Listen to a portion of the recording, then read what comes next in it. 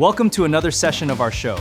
Today we are diving into summer strategies for your growing business. So sit back, relax, and let us help you unlock your full potential.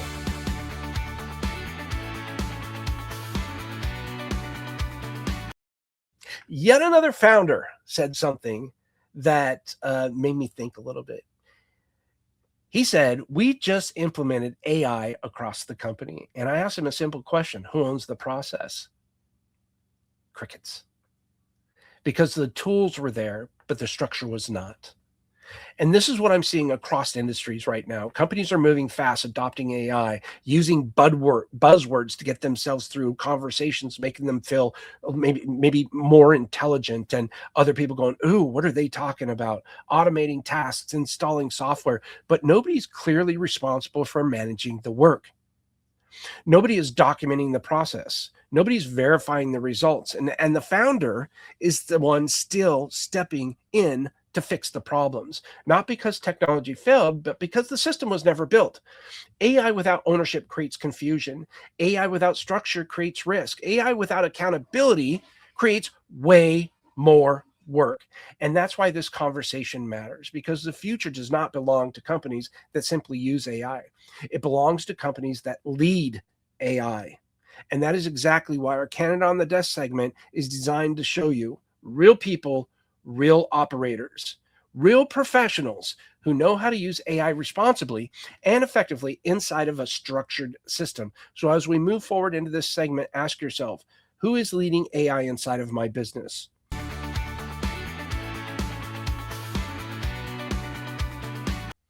So let me walk you through what a real delegation department actually looks like, because I get a lot of questions on this, and because most founders have never seen one, not because they're behind, but because nobody ever built it out in front of them. A delegation department is not one person doing everything. It's a set of clearly defined roles or a role, and each one owning a specific lane of the business. For instance, the executive assistant owns your time and communication, calendar, inbox, scheduling, follow-ups, internal coordination.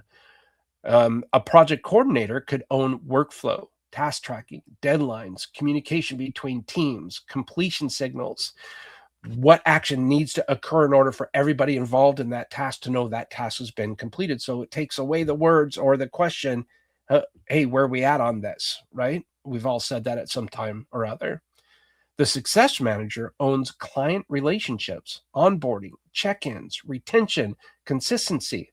And the bookkeeper owns the financial workflow, like invoicing, reconciliation, and reporting, financial accuracy.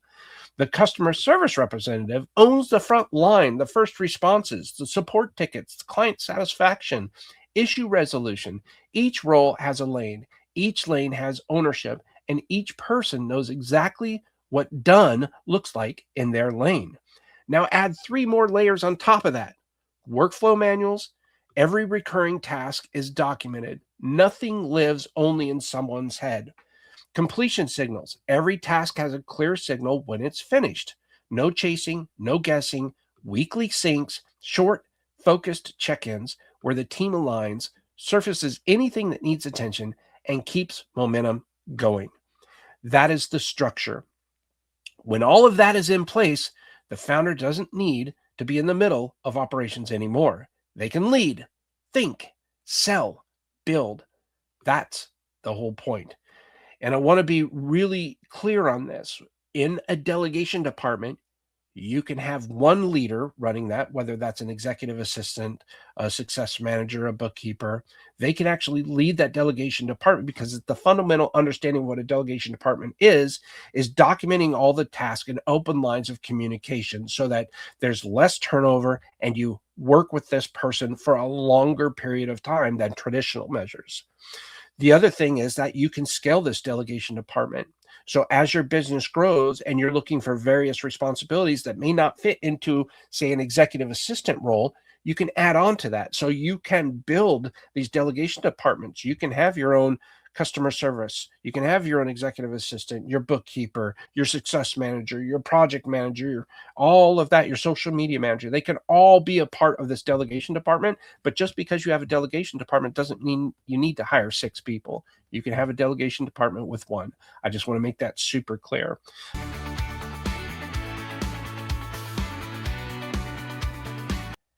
Let me break down exactly where rework comes from, because once you see the pattern, you can't unsee it. Rework source number 1, unclear instructions. When a task is handed off without enough context, the person receiving it fills in the gaps with their best guess. Sometimes the guess is right. Often it's not. And the founder ends up re-explaining, correcting, or redoing. Rework source number 2, no completion signal. When there is no clear definition of done, work drifts. The tasks get completed from the assistant's perspective, but not from the founders or other participants participating in that particular task. That gap creates a follow-up, which creates a correction, which creates frustration on both sides or on all sides. Rework source number 3, undocumented recurring tasks. When a task happens weekly or monthly, but lives on, or maybe daily too, but only lives in someone's memory, it gets done different every single time. Different order, different format, different level of detail, and the founder has to review and correct every single version. Again, everything running through the founder. Rework source number 4, no accountability checkpoint. When there is no built-in moment to confirm a task is on track before it's due, the first time anyone knows that there's a challenge is when the deadline has already been met. Now here's how you fix all 4 of those. Name the task clearly. Confirm the instructions before work begins. Set a completion signal so done is never a gray area, and document every recurring task so it runs the same way every single time. That is the 4-step delegation process. I might say that there's a 3rd step in there that I missed that's extremely important. That is to review and approve. So once that task is done, your assistant should schedule a time with you so that you can review and approve the work that they've done in the basic foundational understanding of that particular task is completed according to the name. They've confirmed everything so that you know that they understand. They reviewed and approved it so that they presented it to you so that you can review and approve it. Yes, I have the confidence knowing that now you know how to do that. And step 4, what's the signal? What action needs to occur in order for everybody involved in that particular task to know that it's done? So I don't have to say, where are we at with this, right? So that's the 4-step delegation process at the core of every delegation department. And here's this. When it is in place, rework stops being a daily reality and starts being a rare exception. And I can get that. That's much better. Mistakes are still going to happen, right? It's not like this is the end all be all, but it's drastically going to reduce any immeasurable experience that you might have to go through.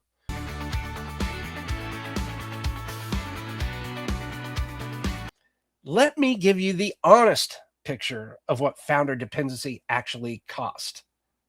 It's not like I'm going to lie to you. I don't know why I said honest, but not just emotionally, operationally. First, it costs you speed. When every decision requires your approval, the business moves at the pace of your availability. Snail. And your ability has limits. Everyone does. Second, it costs you growth. You can't take more clients, more team members. You can't take on more complexity. And if you already are the bottleneck at the center of everything you currently have. Third, it costs you value. If you've ever wanted to sell your business, transition it, or bring in investors, the first question they ask is, what happens if you leave? Or at least that's the first question they're thinking. If the honest answer is everything falls apart, that's a serious problem. A business that runs on the founder alone is worth far less than one with a documented systems and a capable team. And fourth, It costs you your life outside of business, vacations, weekends, family dinners where you're actually present instead of half checking your phone. All of that gets compressed when you're the only person who can make the business work. Here's how you start reversing it. Document the decisions you make most often, whether it's daily, hourly, weekly, monthly, quarterly, annually. Document those, especially if it's annually, quarterly, monthly, because you got to come back and do that again. And because you have everything else going on, you may not remember that process, right? Document the decisions you make most often. Then create guidelines so your team can make those calls without you. Identify your top 5 client relationships. Then introduce a success manager who begins building those relationships alongside you. Map the workflows that only live in your head. Then get them out of your head and into a system. None of that happens overnight, but every step you take toward it makes the business more resilient and makes your life more livable.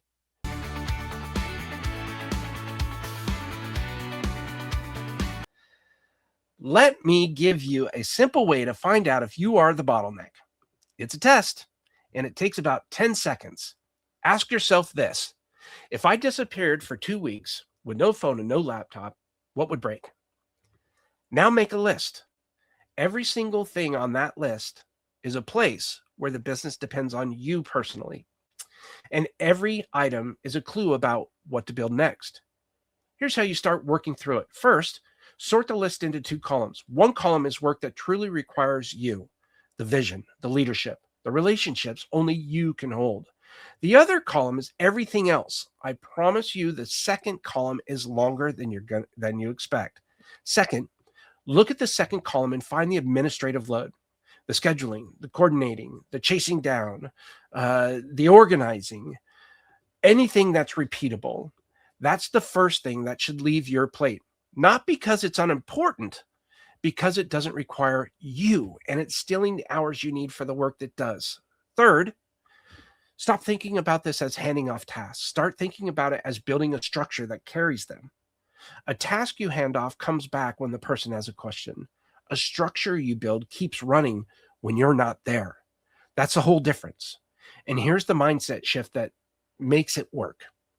You are not giving up control. You are trading control for the small stuff, for control of your time. That is not a loss. That's the smartest trade a founder can ever make.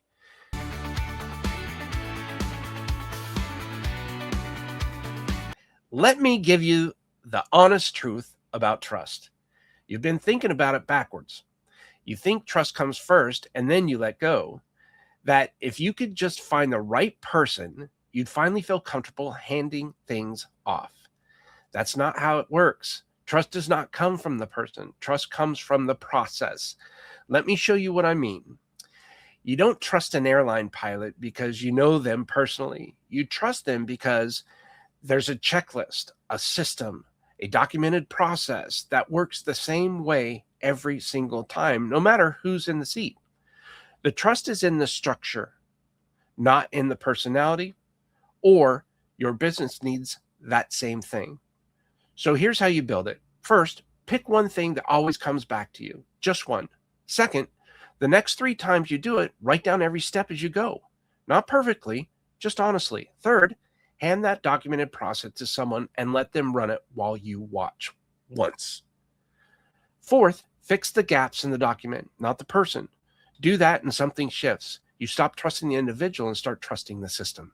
And a system scales in a way that personal trust never can. And here's the part that frees you. Once the process is documented, the work is no longer trapped in you, in your brain.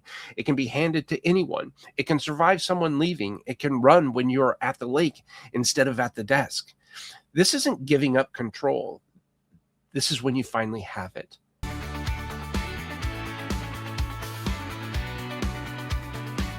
Let me give you a simple way to make your first handoff the right one. Most founders pick wrong. They hand off something random, something that still loops back to them, something that creates more questions than it removes. Then they decide delegation doesn't work. Here's how to pick well or pick right. Your first handoff should have three things. First, it should be high frequency, something that happens over and over every day or every week. That way, the structure gets tested fast and the relief shows up fast. Second, it should be low risk to start, something where a small stumble will not blow up a client relationship while the system gets dialed in. And third, it should be administrative, not strategic. Routine client communication is perfect. Tracking inquiries, sending follow-ups, answering common questions, keeping records clean. Client support checks all three boxes. So here is how to run the handoff itself. Don't just throw it over the wall. Document how you respond, the tone, the common questions, the answers you give again and again, what you escalate and what you handle. Then introduce the representative to your clients as part of your team. Not a replacement, a reinforcement. You can say it plainly. I've brought someone on so you can get faster support and nothing falls through the cracks. Clients do not hear demotion. They hear, this company is growing and they take care of me. That's the move. You didn't pull back from your clients. You gave them more.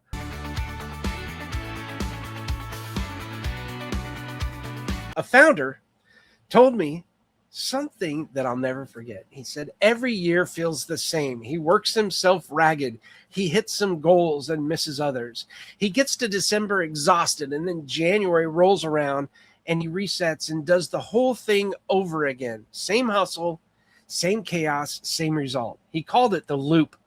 And he asked me a question that stuck with me. He said, why does working this hard never add up to anything that lasts? Well, I had to think about that for a second. But this is what I told him. Effort does not compound, structure compounds.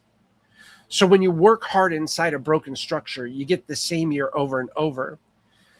You're sprinting on a treadmill, lots of motion, no distance, but when you build structure, every month builds on the last. The systems you set up in July still work in August and September and the next year. That's the difference between a founder who is busy and a founder who is building. One repeats the year, the other compounds it.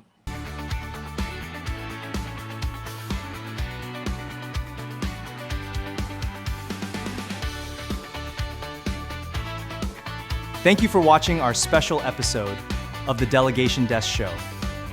We hope that you found it helpful and inspiring to help you scale your business. See you next time.